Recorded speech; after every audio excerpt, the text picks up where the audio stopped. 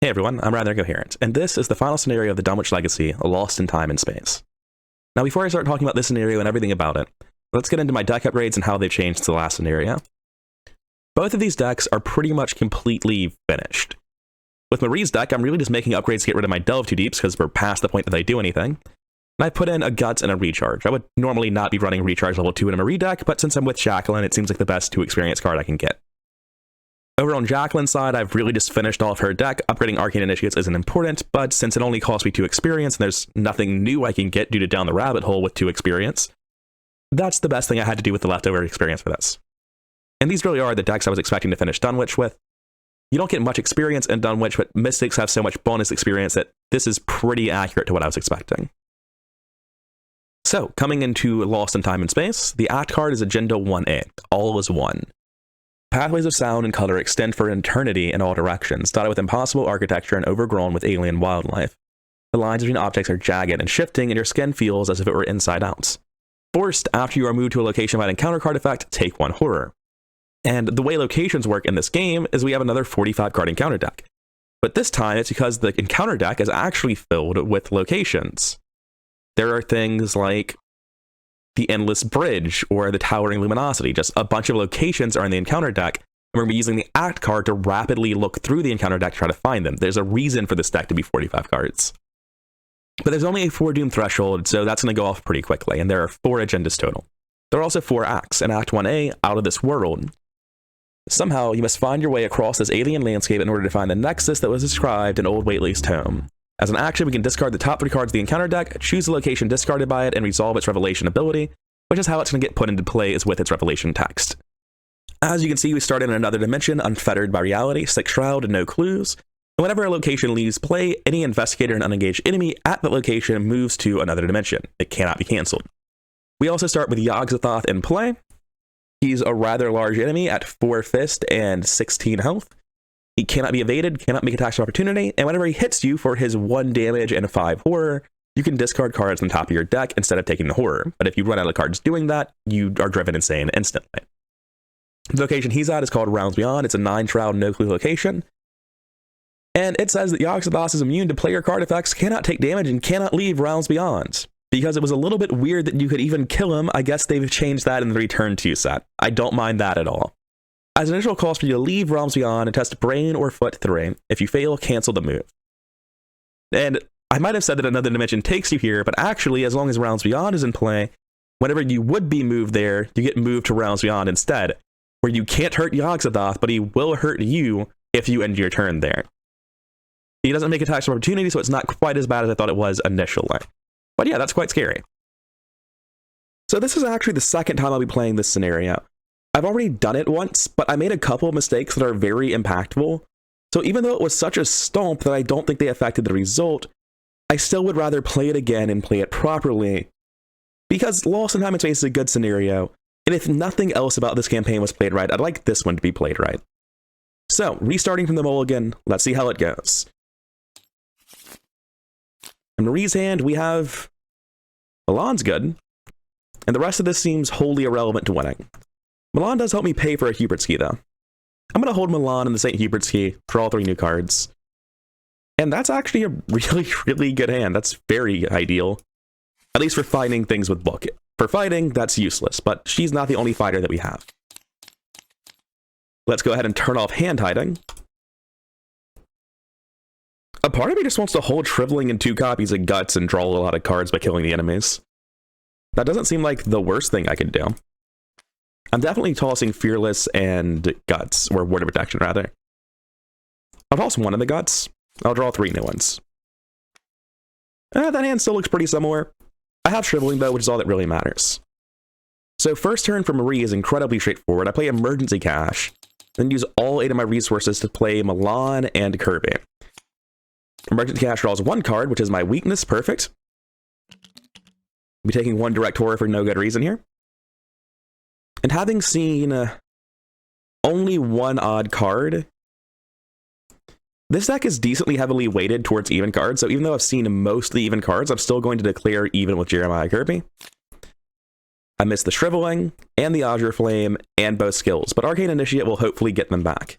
Also, let's put them in the deck inside the discard pile, it's kind of important. My turn ends, I take one direct horror. And on Jacqueline's end, I need to play the Shriveling so that we're able to fight. And next, I'm going to activate the ability on the agenda twice. I just want to start looking for something I can do next turn. There we go, tear through time. Or tear through space, rather. This is a one shroud, one clue location. We don't use its surge text because we only trigger the revelation part of it when we use that ability.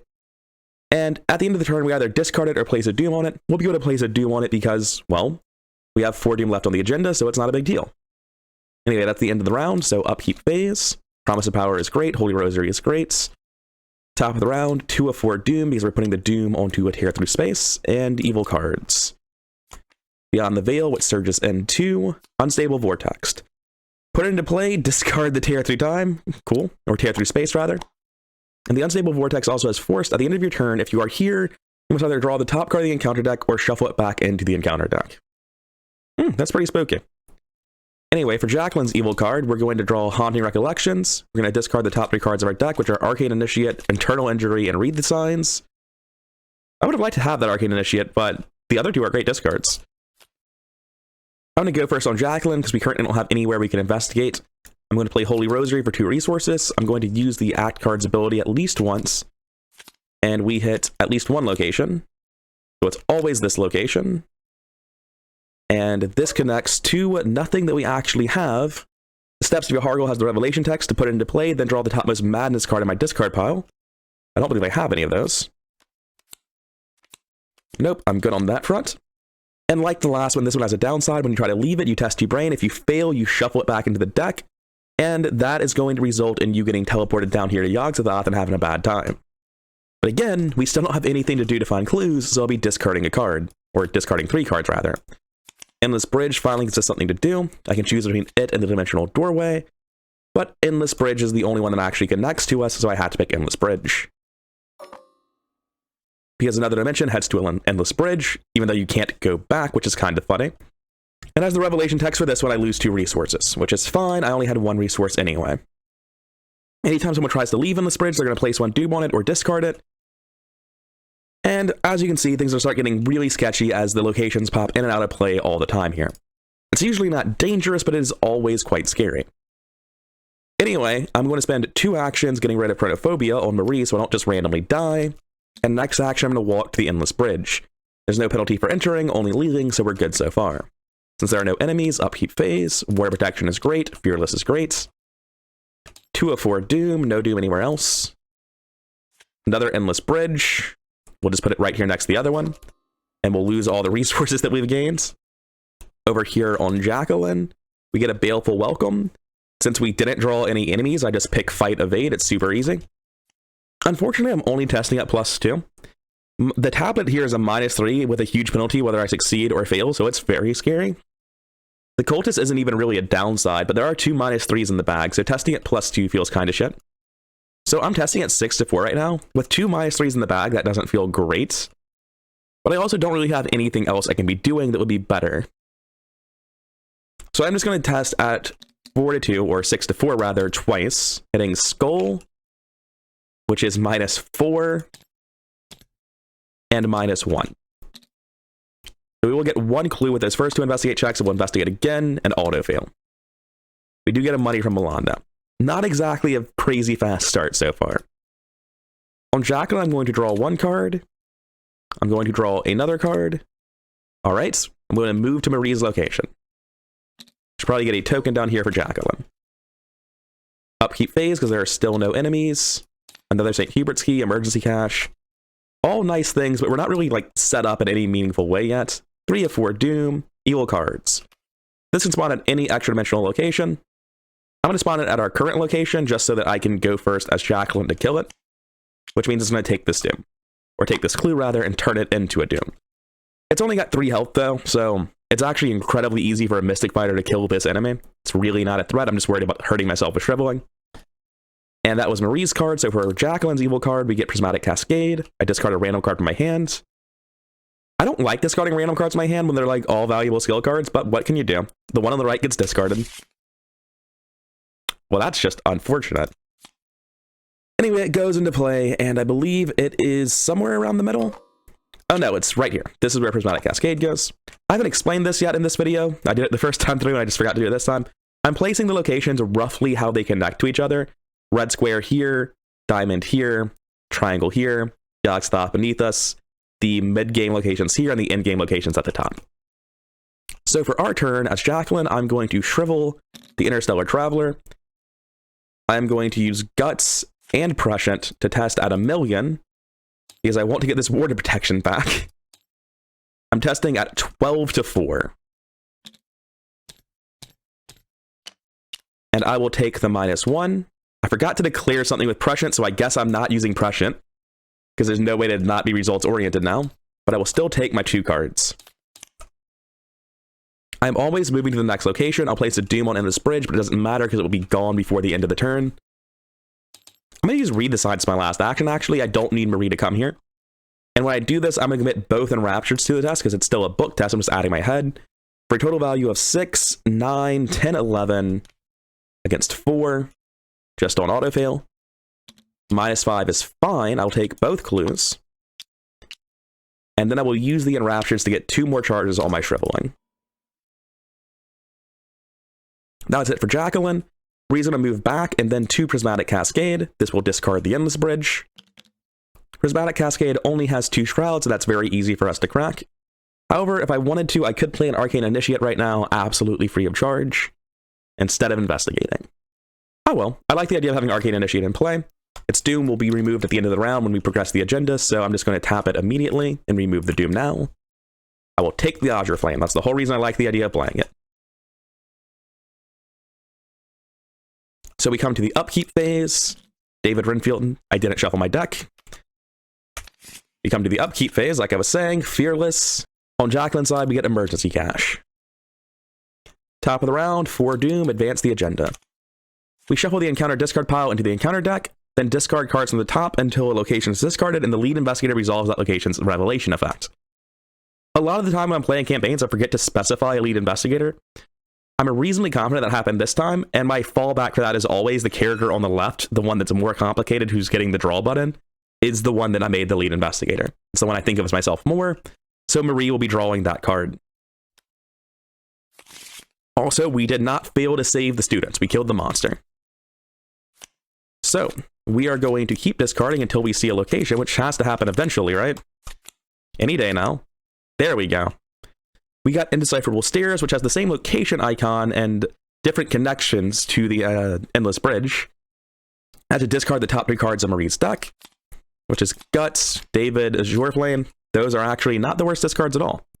When you leave here, you either take 2 Horror or discard it, so yeah, very similar to Endless Bridge. And unlike Endless Bridge, this one can take me to the Unstable Vortex. So yeah, the return to set's sort of making a different path and making it all more convoluted. Anyway, that's it for the agenda progressing. Next agenda, Agenda 2A, Past, Present, and Future. For Doom Threshold again. As you cross this realm, you catch occasional glimpses of reality. Scenes from old memories, more recent visions from the past few days, and sometimes even events that you do not remember ever happening. Same forced effect as well, and now we take our evil cards. We get a location that is here-ish, I believe. It connects to, yes, Dimensional Doorway connects to Endless Bridge. 2 Shroud, 2 Clues, Revelation put into play, draw the topmost Hex card in the encounter discard pile. There's almost certainly one of them.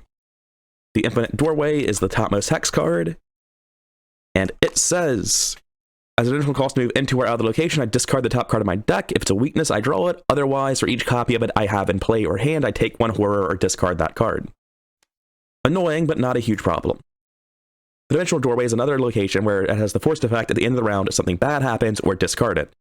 In this case, it's lose 2 resources or shuffle it back in. That's actually quite nice. It gives me something to do with Jacqueline, somewhere forward I can progress to.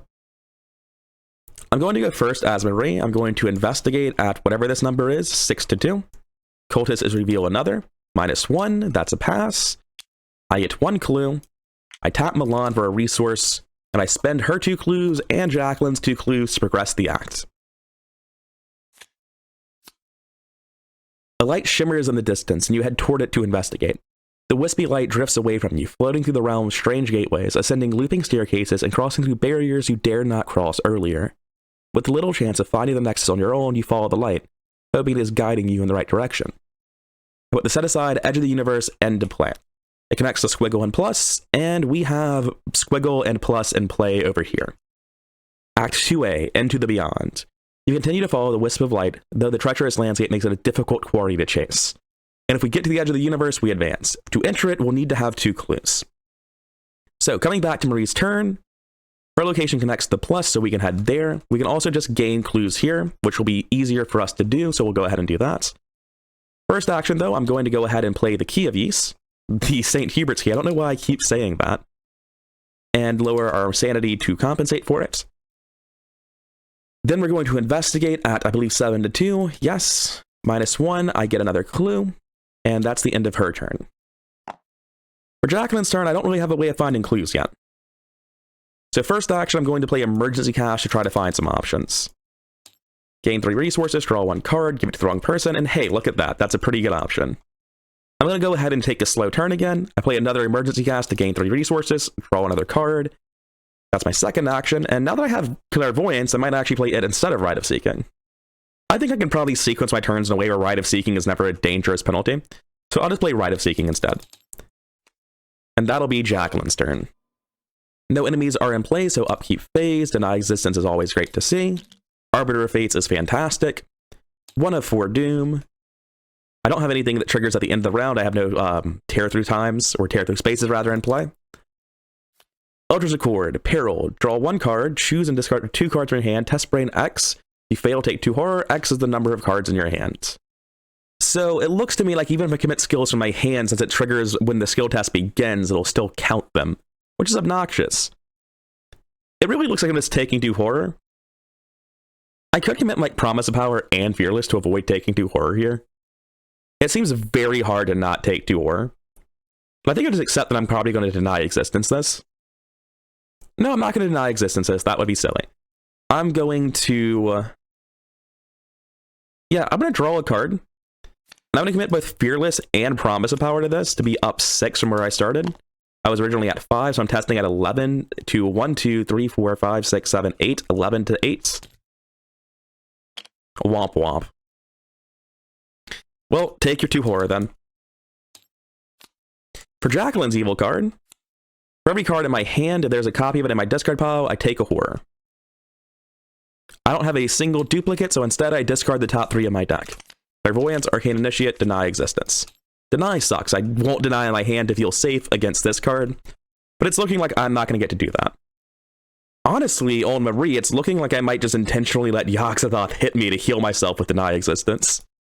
She's taken a lot of horror. I know some of it's not real, it's the St. Hubert's Key. If I actually were to die, I can put it on this, but still. And the reason I'm not putting any of my horror on Milan is because I can maybe heal it all off with a Deny Existence, so I don't want to put it on him yet in case that does need to happen. Anyway, our turns.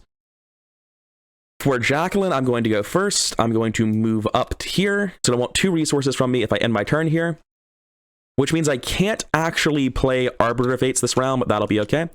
I'm going to use Rite of Seeking and investigate with hacks at 6, 9, I believe it's +3. Yes, 9 to 2. I might take that curse token. It's still 7 to 2. It has to pull exactly auto fail. I take the skull token. And I don't know how to put back the other ones, but I'll just like redraw it if it's the skull token.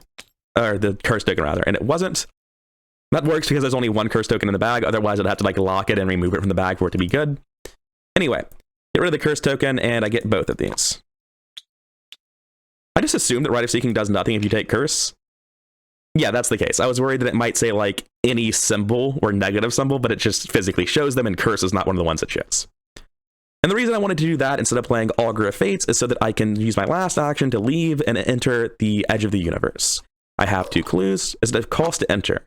No, I just need to have them. It's 2 Shroud, 4 clues, and you cannot draw cards during the upkeep phase here. Also, coming here advances the act. You reach an impossibly dense, pitch-black void and realize that this place, where all of reality, all that is and all that ever will be, ends. In its center, you see a minuscule rift suspended just out of reach. When you peer through the tear, you're surprised to see the peak of Sentinel Hill. Somehow you've reached the other side of the rift. Now you must find a way to close it for good. which leads to Act 3A, Close the Rift. The unearthly stones on the ground are inscribed with some sort of seal. Approaching them causes a voice to enter your mind, speaking in an alien tongue. It has the same ability as the previous act, 6 clues to progress, and you may only spend the clues if you're at the edge of the universe. Oh, and when Jacqueline leaves Endless Bridge, we're going to discard it, we won't need it anymore.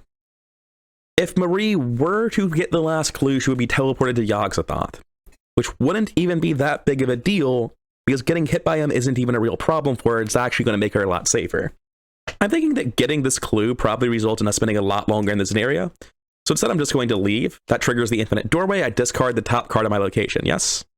Or my deck, rather. If it's a weakness, I draw it, otherwise, for every copy of it, bad things happen. Fearless, joke's on you, I already discarded that for no reason. Now that I'm here, there's only a penalty if I try to leave, it's a brain 2 test, and if I fail it will be bad. And we're going to investigate at 7 to 3 twice. I could commit things to this if I wanted to. Skull is currently -5, that's a bit much for me to try to overcome it. So I'll just be taking the test straight at 7 to 5, or 7 up 3 is what I'm trying to say. 0 and -5, there'll be 1 clue and 1 fail. Milan will give me money for that one I did succeed at, and I should probably use this Arcane Initiate. I feel like I've just been forgetting about it and not using it since I drew it. Non-existence is great. So Marie might look like she's in danger with 1 horror remaining, but I've never had a character feel safer than Marie feels right now.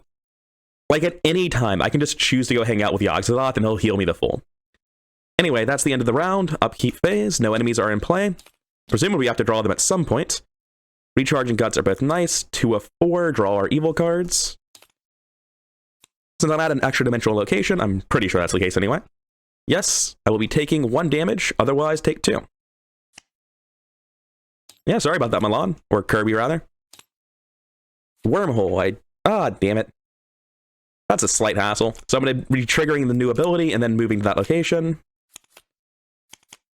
Tear through space. Going to move here. Its revelation says put it into play. Nothing else. Where do I need to go? What connects to Red Square? The unstable vortex is a path out from here. Okay, that's all still relatively fine. I'm going to investigate with Marie as the first action of the turn at 7 to 3. Auto fail. Marie's having terrible tokens this scenario. Cultist into +1. Finally, something's going well for her. And then I'm going to move up as our last action. But of course, let's grab the clue and use Milan. Let's also tap Arcane Initiate. I should probably play some of these spells on her at some point. I guess I've been broke until just now, so I've been forgetting about it. I'll take the Shriveling out of my deck. I have no reason not to. Oh, when I leave, I'm going to have to test 2 head. I forgot about that. I'm not actually upset if I fail that. Like, I'll get hit by Yogg-Sothoth, but it's not even a bad thing. Because I have to discard a card right now anyway. 2, actually. But I mean, calling in favors is useless, so it hardly matters. But yeah, I'm just going to take that test at 5 to 2, and if I fail, it's not a big deal. I pass, nothing happens. For Jacqueline, I'm going to play Arbiter of Fates as her first action. Then I'm just going to move outright to Unstable Vortex. Like in my turn here, I'll have to draw the top card of the encounter deck, and I'd rather not do that. Which makes me feel like I probably should have not played my Augury, and instead should have just moved up and investigated with Rite of Seeking, but oh well. Because I'm not staying there, I'll move up as my last action. No enemies, upkeep phase. Man, where are the enemies? It's getting a bit weird. I don't need this Deep Knowledge, I don't need this Calling in Favors. I will immediately tap the Arcane Initiate. Take Mystifying Song and Dodgy Amnesia, that's a pretty great result. Top of the round, 3 of 4 Doom, and Evil cards. Test 5 Brain, I don't really care about the top cards in my deck. Like, eventually Beyond the Veil can kill me, but I have both Denies in hand, so it really won't. Yeah, I'm just going to test that, I don't care about the fail. +1, I don't even fail. For Jacqueline's card, I get Baleful Welcome. There are no enemies, somehow. There weren't a lot of enemies the first time I played this scenario, but, like, this is bizarre. I've gotten 1 so far, right? Whatever, I pick Evade and Fight. Okay. So on Jacqueline, I'm going to go first. I am going to investigate with Rite of Seeking, using the Arbiter of Fates. I don't think I need to cheat more than that. I will go ahead and play Fearless, though, to test at 5, 6, 9, 11 to 2. I got autofail, but I managed to dodge any symbols, so we pass easily. We heal our horror to full. We get 3 clues. Most importantly of all, since we didn't get a symbol, we don't have to end our turn. At this point, I'm going to go ahead and spend the 6 clues required to advance. I'm going to spend it so that there are 2 clues left on each investigator if I can. Unfortunately, I can't do that, but I can keep it so that there's 2 clues left on Marie. So I'll spend the 6 like this and progress the act. You are utterly exhausted with no idea as to what can be done to close the rift. It's too distant to touch, and nothing you do has any effect. There's nothing here to guide you apart from the unearthly words that are seeping into your mind. Just then, you hear a familiar voice within the echoing chorus, and feel yourself compelled to repeat it. You whisper at first, the words on the tip of your tongue. You close your eyes to concentrate, and the echo grows louder. When it ends, and you open your eyes, you face nothing but an inky abyss, and the tear has vanished. We remove the edge of the universe from the game and put the set-aside tear through time location into play. The unfortunate thing here, since our location's removed from the game, there's only one place to go, and that's to hang out with Azathoth. Now, unlike Marie, Jacqueline would really rather not get hit by Azathoth, so I'm going to try to move. I'm going to use my ability on this brain test and test at 6 to 3. And fail, like you do.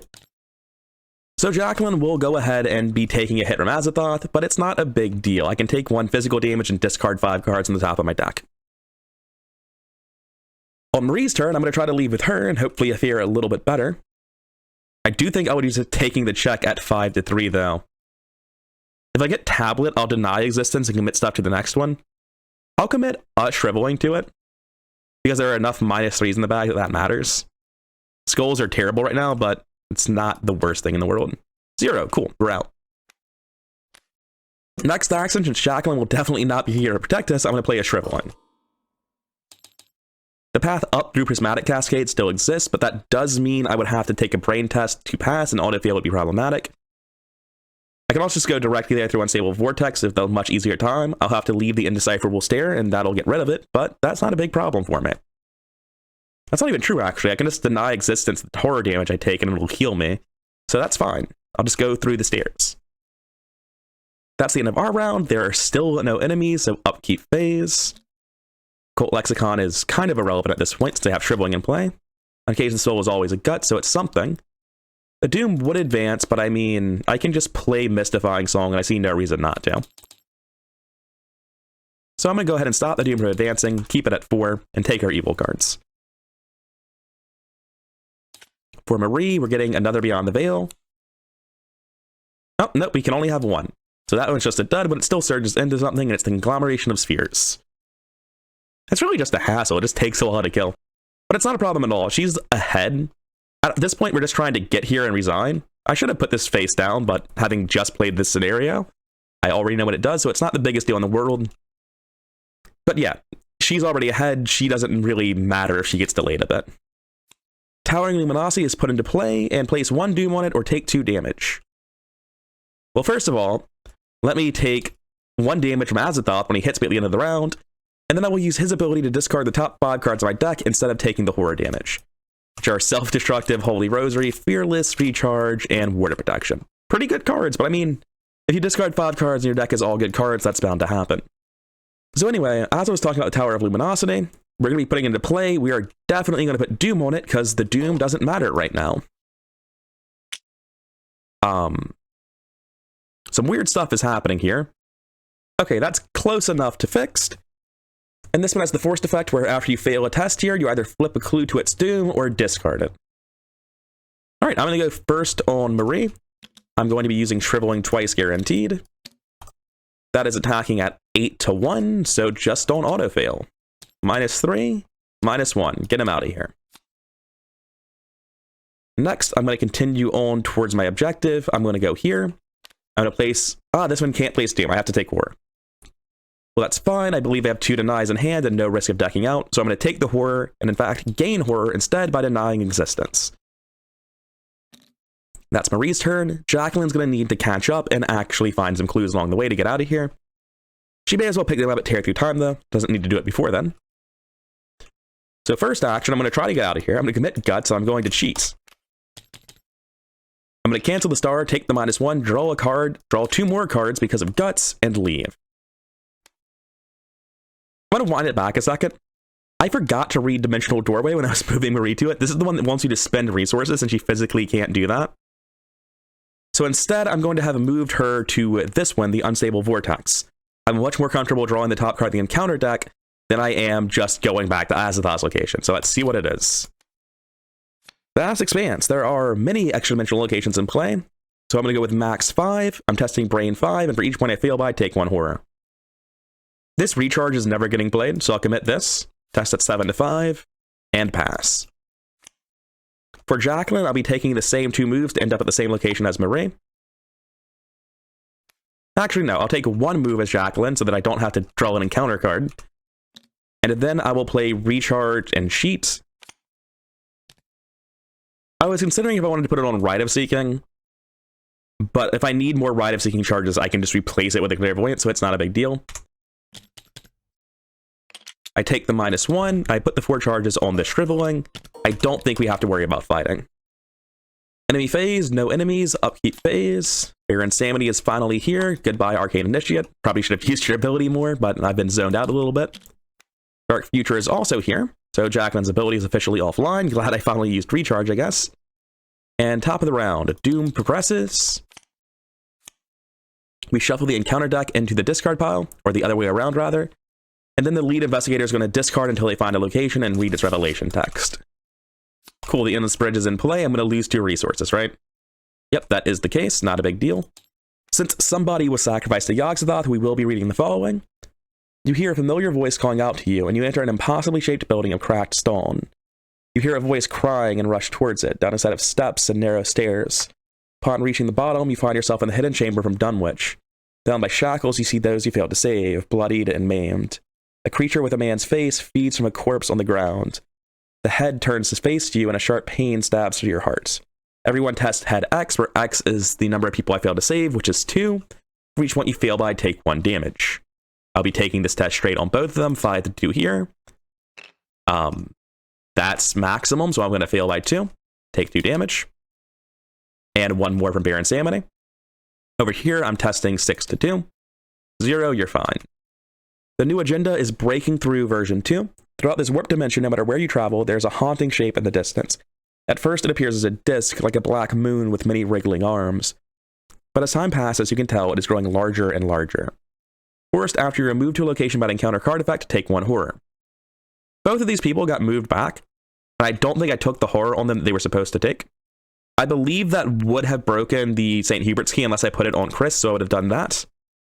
And over here, I would just take 1 horror. Anyways, evil cards. Conglomeration of Spheres again for Marie. And a Tear Through Space.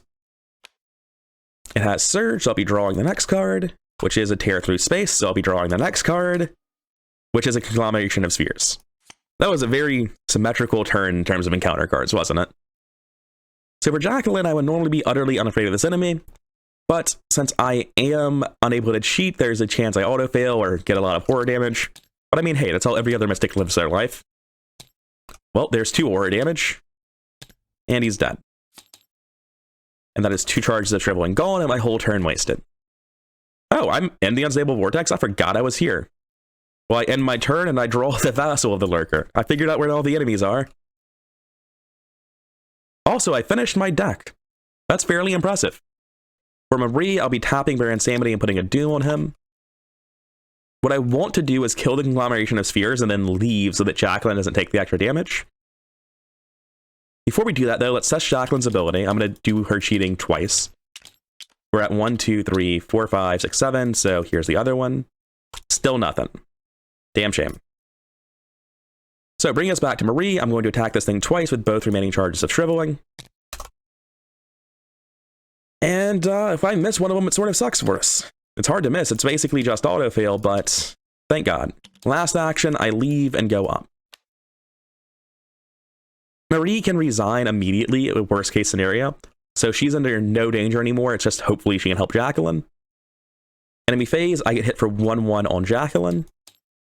And upkeep phase. Going to immediately put more Doom on Bare Insanity. And take 1 horror on Jacqueline. Discard this Azure Flame. I'm never going to need it. Top of the round, 2 of 6 Doom because of Bare Insanity. We're not going to evade, and I think not going to play cards is probably the other one. Checking Jacqueline's board, she has a million charges of Shriveling. We're not going to play cards. No evading, no playing cards. I'm going to test Brain 5, for each point I fail by, take a horror. I commit an Uncage the Soul to test at 8. And a Fearless to test at 10 to 5.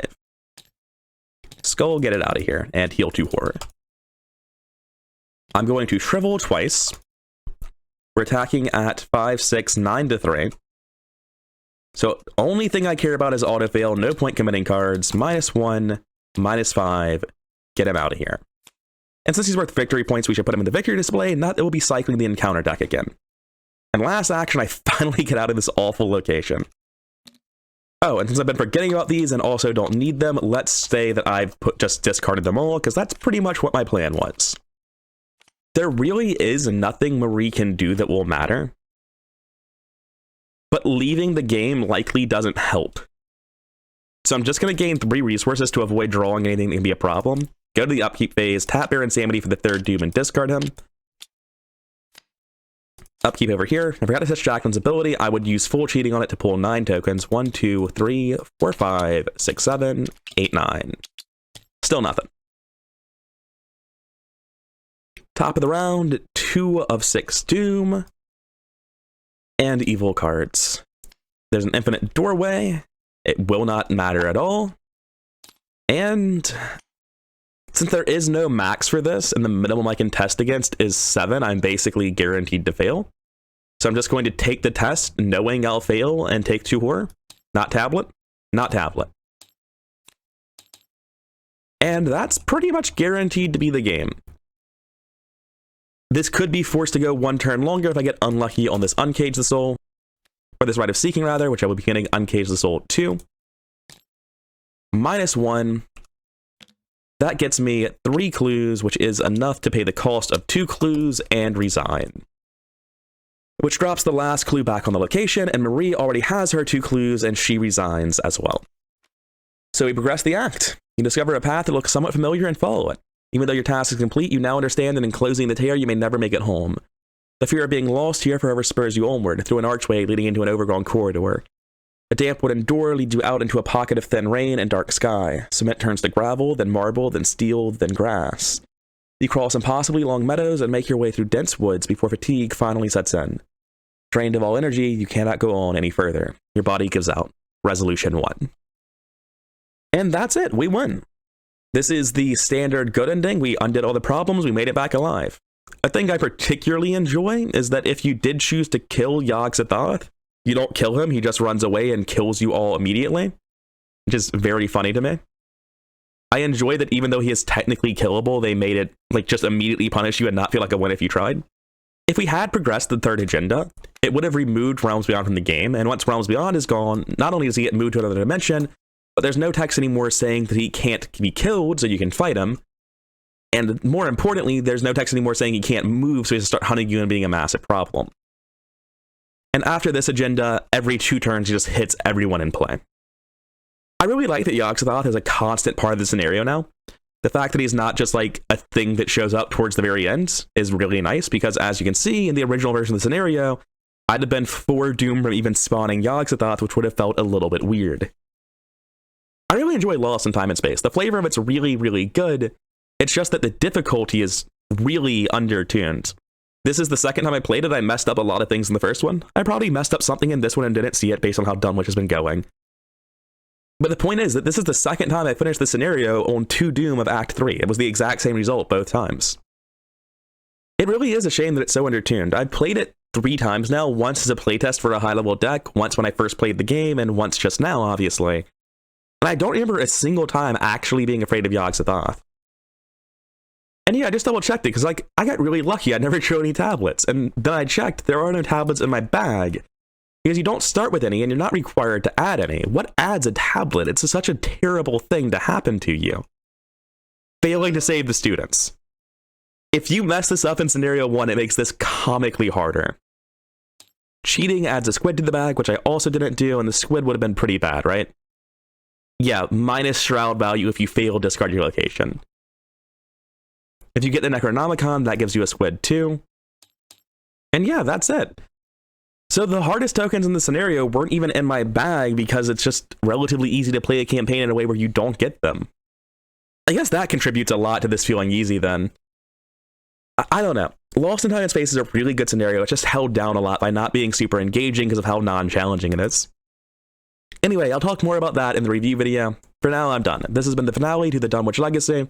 I hope you enjoyed the series, and if you did, then subscribe for more content like this, and I'll see you in the next one.